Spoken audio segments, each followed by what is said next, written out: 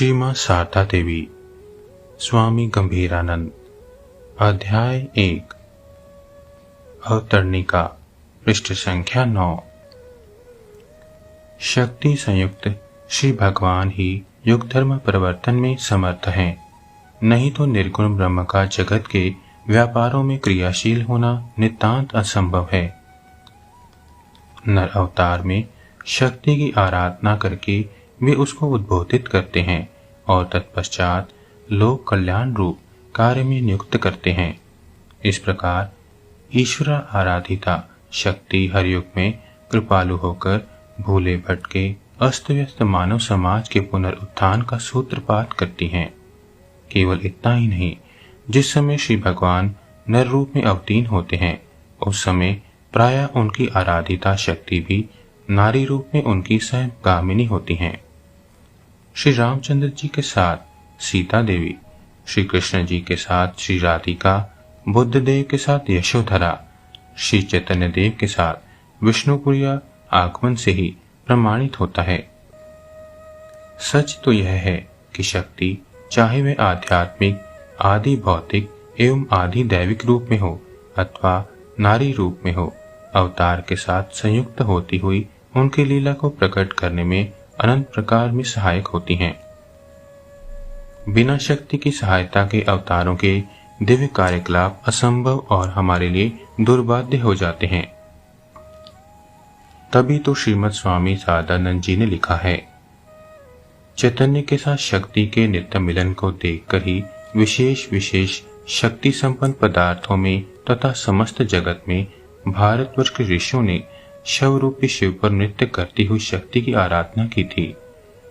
पथ प्रदर्शक गुरु में, जगद्वी मोहिनी स्त्री मूर्ति में विद्या, क्षमा, शांति, मोह, निद्रा, भ्रांति आदि सात्विक एवं तामसिक गुणों में उसी अद्वितीय वराभयकरा मुंडमालिनी देवी का आविर्भाव दर्शन और श्रद्धा के साथ उनकी आराधना करके वे कृतार्थ हुए थे और मानव मात्र को उसी पथ पर चलकर कृत्य होने की उन्होंने शिक्षा दी थी।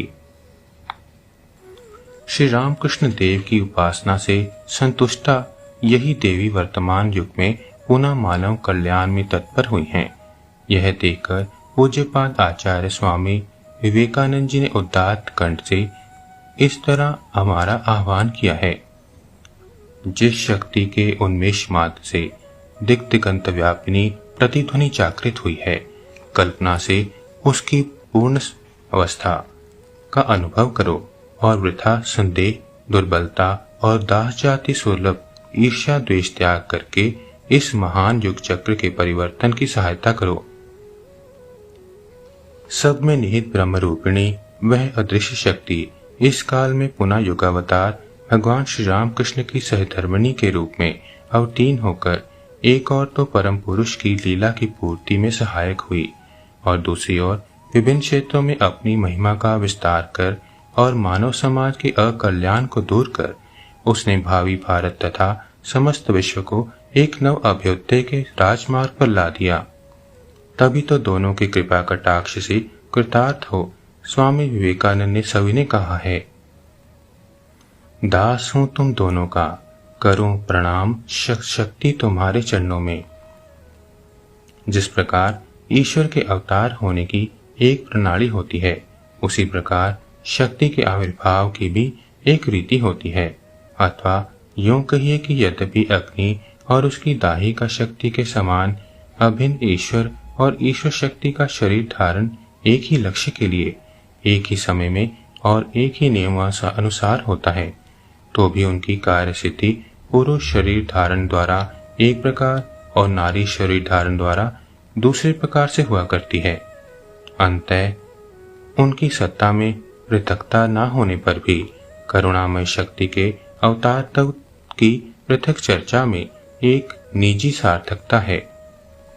श्री चंडी में देवी ने इस प्रकार आश्वासन दिया है, इथम यदा यदा बाधा दानवोथा भविष्यति तदा तदा वतीर्याहम करिष्यामये रिसंशयम्। इस प्रकार जब जब दानों के प्रादुर्भाव के विघ्न उपस्थित होंगे, मैं तब तब अवतीर्ण होकर शत्रुओं का विनाश करूंगी। प्राचीन काल में देव मनुष्य को पीड़ा पहुंचाने वाले दानवों के संहार का एक अनिवार्य प्रयोजन था, परंतु असुरों की तांडव लीला केवल बहिर्चक जगत तक ही सीमित नहीं रहती। अंतर जगत में सुवृत्तियों और कुवृत्तियों के बीच जो निरंतर संघर्ष चलता रहता है, उपनिषदों में उसे भी देवासुर संग्राम कहा गया है। आस्तिक बुद्धि, परलोक चिंतन, ध्यान निष्ठा प्रभृति सद्गुणों को निर्मूल करने के लिए वर्तमान युग में अश्रद्धा, जड़वाद प्रियता, भोग परायणता आदि आसुरी वृत्तियों ने जो लड़ाई ठानी है और जिसके फलस्वरूप धर्म की ग्लानि, अधर्म की वृद्धि और ईर्ष्या, द्वेष, काम आदि के प्राबल्य से लोकनाशक युद्ध विक्रय संगठित हो रहे हैं, वही इस युग का देवासुर संग्राम है। वर्तमान काल में मनोराज्य का यह संग्राम पौराणिक देवासुर संग्राम की अपेक्षा अधिक भयावह है। अतीत का संघर्ष प्रायः स्थूल जगत की सीमा को पार न कर पाता था, परंतु आधुनिक द्वंद्व अंतर जगत से उत्पन्न हो तथा नित्य के जीवन में प्रसारित हो मानवता पर ही कुठारघात करने चला है। अतएव वर्तमान युग में शक्ति की क्रिया और असुर संहार प्रधानतः मानसिक क्षेत्र में होना चाहिए। आधुनिक जगत के लिए नैतिक उन्नति एवं आध्यात्मिक अनुभूति सबसे अधिक वांछनीय है। अंतर जगत में एक बार भक्ति, विश्वास और पवित्रता के पूर्ण रूप से प्रतिष्ठित हो जाने पर बाह्य अवस्था स्वतः ही उसी के अनुसार परिवर्तित हो जाएगी। इसीलिए इस युग में शक्ति के अवतार अंत शत्रुओं की विजय में ही संलग्न है। विजय दो प्रकार से हो सकती है। पहला है बल प्रयोग से पाप के साथ पापियों का भी संहार, और दूसरा है सद्गुणों के चमत्कार द्वारा शत्रुओं के अंतःकरण को खींचकर असत को सत में परिवर्तित करना। युद्ध में अरिसंहार की अपेक्षा सत्य गुण के प्रभाव से उसके मन पर विजय प्राप्त करना अधिक शक्ति का परिचायक है। इसलिए वर्तमान अवतार में अस्त्र बाहुल्य, सिंह गर्जन अथवा समर कोलाहल नहीं, प्रत्युत हैं लज्जा, विनय, सदाचार, पवित्रता, कल्याण कामना और ईश्वरा अनुभूति। फिर देवी का कर्तव्य केवल विघ्न हटाना मात्र नहीं है, नवीन आदर्श स्थापित करना तथा नवीन उद्दीपन को जगाना भी है। अरिसंहार के द्वारा भक्त के साधन मार्ग को निष्कंटक करने के लिए स्वयं भगवान को आने की आवश्यकता नहीं है।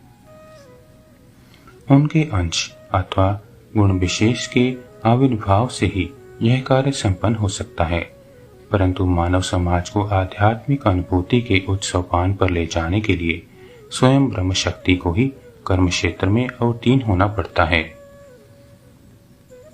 भारत की प्राचीन संस्कृति की पृष्ठभूमि पर आज इस प्रकार की शक्ति के आविर्भाव से एक अभूतपूर्व जागरण की संभावना सूचित हो रही है। विशेषतः नारी जगत में इस कार्य का अधिक प्रसार होगा, ऐसा अनुमान किया जा रहा है। नारी समाज की उन्नति की आवश्यकता सभी विचारशील व्यक्ति स्वीकार करेंगे। आचार्य श्रीमद स्वामी विवेकानंद जी की वाणी को दोहराते हुए हम कह सकते हैं कि बिना मातृ जाति के अभ्युदय के भारत का कल्याण संभव नहीं है। पक्षी एक पंख से कभी नहीं उड़ सकता, इसीलिए श्री रामकृष्ण का स्त्री गुरु का ग्रहण है, नारी भाव में साधना है, अपनी सहधर्मिणी की शिक्षा दीक्षा का भार ग्रहण और मातृभाव का प्रचार है। 19वीं शताब्दी के मध्य भाग में भारतवर्ष की मातृ जाति की प्रगति के पथ पर एक जटिल समस्या उपस्थित हो गई थी। अंग्रेज विजित भारत उस समय पाश्चात्य भावधारा से ओतप्रोत था। पश्चिम की विद्या, बुद्धि, शक्ति और संपत्ति के दुर्निवार्य मोह से पराधीन भारत उस समय यूरोपीय भावों को ग्रहण करने के लिए लालायित था।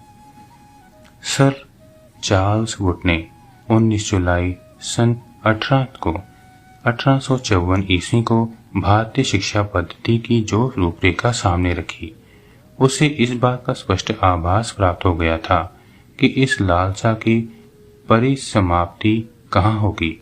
इस विदेशी पद्धति और प्रभाव को स्वीकार कर भारतवर्ष ने निश्चय ही एकदम भूल नहीं की है। भारतीय संस्कृति की यही रीति है कि वह अपनी परंपरा को अक्षुण्ण रखते हुए दूसरे के भावों को ग्रहण करके अपनी विचारधारा को समृद्ध बना लेती है।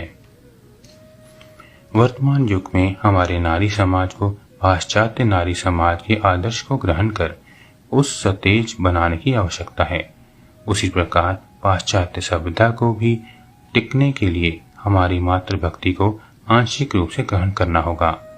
दोनों ही सभ्यताओं के पास एक दूसरे को देने को बहुत कुछ रहने पर भी यदि दृष्टिकोणों में मौलिक अंतर ना मान एक दूसरे का अंधानुकरण किया गया तो हित के बदले अहित की ही संभावना है। यह ठीक है कि दोनों सभ्यताओं में नारी जाति सम्मानित होती है, पर पाश्चात्य जगत में वह सम्मान पूजा के स्तर तक नहीं पहुंच सका। वह प्रधानतः रमणी के सौंदर्य या स्त्री जाति के साधारण गुणों की प्रशंसा में ही समाप्त हुआ करता है। उन देशों में नारी का प्रधान उद्देश्य पुरुषों का मनोरंजन है। हमारे उद्देश्य मुक्ति है और संयम के बिना वह संभव नहीं है। इसलिए भारतवर्ष में सतीत्व तथा मातृत्व का इतना आदर है। हमारी नारियों के आदर्श सीता, सावित्री, दमयंती हैं। इन दोनों आदर्शों के संघर्ष में भावी विश्व सभ्यता किस आदर्श को चुनेगी, इस समय यह प्रश्न जितना प्रबल और स्पष्ट होकर खड़ा हुआ है उतना 100 वर्ष पूर्व नहीं था। फिर भी भारत की भाग्य विधात्री ने इस बात को अच्छी तरह समझ लिया था कि इस युग के विदेशी भावों के महाप्लावन से यदि भारतीय संस्कृति की रक्षा नहीं कर ली जाएगी तो कोई ऐसी अटूट भीति नहीं बचेगी जिसके ऊपर प्राच्य और पाश्चात्य सभ्यता के सौध का पुनर्निर्माण किया जा सकेगा। अतएव देवी गुरु मातृशक्ति समन्वित एक ऐसे सर्वोच्च आदर्श को दिखाने का प्रयोजन था जिसके सहारे आधुनिक भारत समाज अपने को उस महान विपर्य से ऊंचा रख सके और पाश्चात्य समाज को भी उस सुरक्षित स्थल में खींच ले सके। किसी भी दृष्टिकोण से विचार करने पर यह भी मानना पड़ेगा कि वर्तमान युग में इस देश के आदर्श को संजीवित करने तथा उसकी पराकाष्ठा दिखाने का विशेष प्रयोजन था और उस प्रयोजन का संपादन एकमात्र जगदम्बा के लिए ही संभव था, क्योंकि 19वीं शताब्दी में पराधीन भारत को आत्मसंस्त करना और समस्त विश्व को उस प्राणप्रद आदर्श के बारे में सजग करना दूसरे किसी से शक्य नहीं था। भारत की मर्मवाणी विश्व में प्रचार करने की यही सनातन रीति है। सच कहा जाए तो 19वीं सदी के मध्य से लेकर 20वीं सदी के प्रथम भाग तक जिस प्रकार धर्म का अधः पतन सबसे अधिक हुआ है, उसी प्रकार शक्ति का अवतरण भी सर्वोत्तम हुआ है। देवी, गुरु और माता जानकर इस शक्ति की आराधना से ही नवीन सभ्यता की नींव पड़ेगी। यद्यपि भगवान श्री कृष्ण ने गीता में इस प्रकार संकेत दिया है कि भगवान के स्वयं मानव देह धारण करने के आने पर भी शूद्र बुद्धि मनुष्य उनके परमेश्वरत्व को ना जान साधारण नर बुद्धि से उनकी अवज्ञा करते हैं, तथापि मनुष्य शरीर के सहारे ही वे हर युग में सुख दुख और भ्रम प्रमाद से पूर्ण मानव जीवन को दैवी संपदाओं से विभूषित कराने की प्रणाली दिखाते आए हैं, क्योंकि स्वार्थ विचलित संसार में निबद्ध सृष्टि जनसाधारण के लिए उच्चतर आदर्श के उद्दीपन का इससे अतिरिक्त अन्य कोई उपाय है ही नहीं। यह शिक्षा अनेक प्रणालियों से दी जा सकती है। कहीं उपदेश अथवा निजी आचरण से महापुरुषों द्वारा समादृत भावों की पराकाष्ठा प्रदर्शित होती है और उनकी गंभीरता बढ़ जाती है। कहीं लीला विक्रय के सहारे उन्नत चरित्र गठन के लिए युगोपयोगी नवीन मार्ग निर्धारित होता है। फिर कहीं लीला के द्वारा अनेक चिताकर्षक भगवत भावों के प्रति मानव हृदय अधिक आकृष्ट कर लिया जाता है। हाँ, अवतार के लिए कार्यकलाप इस भाव गंभीर संपादन, नवीन आदर्श संस्थापन या मानव हृदय के आकर्षण तक ही सीमित नहीं रहते हैं। वस्तुतः भावघन मूर्ति अवतार के उद्देश्य आदि का मानव बुद्धि से पूरी तरह परिमाप करना या वाणी द्वारा वर्णन करना संभव नहीं है। विशेषतः जो भगवत शक्ति अनेक शताब्दियों से मानव कल्याण के निमित्त प्रसारित होती है, उसकी पूर्ण सार्थकता पहले से ही निर्णित नहीं हो सकती। भावी इतिहास ही उसका निर्धारण करने में समर्थ है। तथापि यह मानकर कि वर्तमान चरित्र को हृदयंगम करने में ये 3 मापदंड सहायक होंगे, हम इन्हें सम्मुख रखते हैं। श्री मां सादा देवी के जीवन में मातृत्व आदि दैवी भावों की पराकाष्ठा देखी जाएगी। साथ ही धर्म मार्ग की पुष्टि के लिए उन भावों ने किस तरह नए रूप धारण किए, उनका भी परिचय प्राप्त होगा।